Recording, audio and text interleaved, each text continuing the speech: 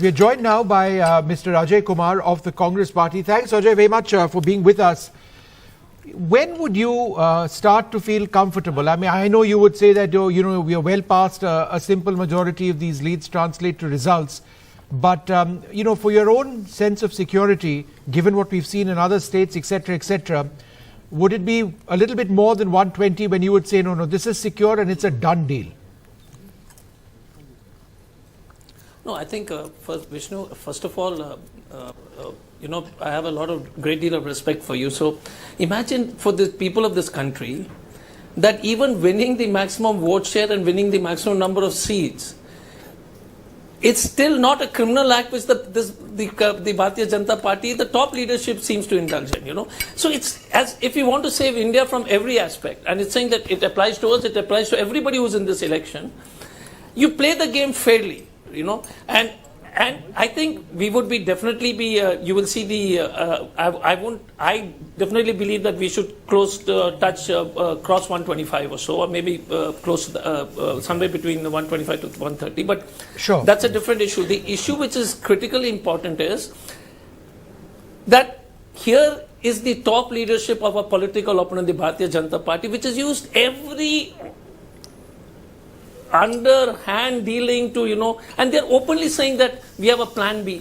What can be a plan B? And all those people who are, who are so-called, a lot of English-speaking listeners continue to be impacted with this kind of fraudulent behavior. It's a very simple thing. What is plan B in an election? There should only be a plan A, that you get the maximum votes and maximum seats, you form the government.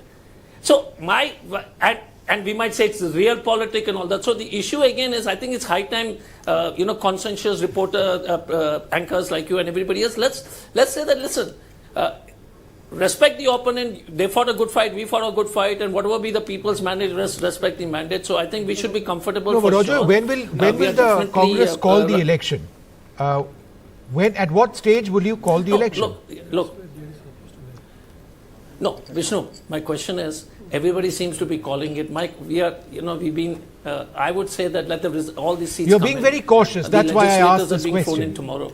You're being extremely cautious. And not just you, a lot of your leaders. Okay, so I found Mr. Siddaramaiah also fairly cautious. In his remarks just now. I'm just trying to understand.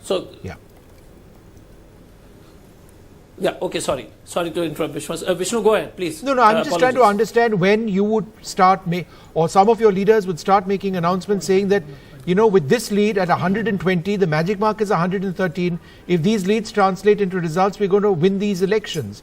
At what time? Do you believe 12 o'clock? We've now entered the fourth round of counting in many centers already. It seems quite clear that you will be the single largest party.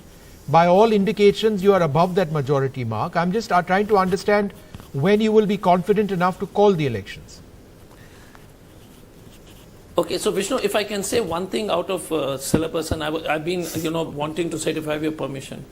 You see, we've been saying that it's important for this country to have a level playing field, whether it's electoral bonds, whether it's the media communication. And I'll tell you something. I was in the coast, Karnataka, did a show with you from there.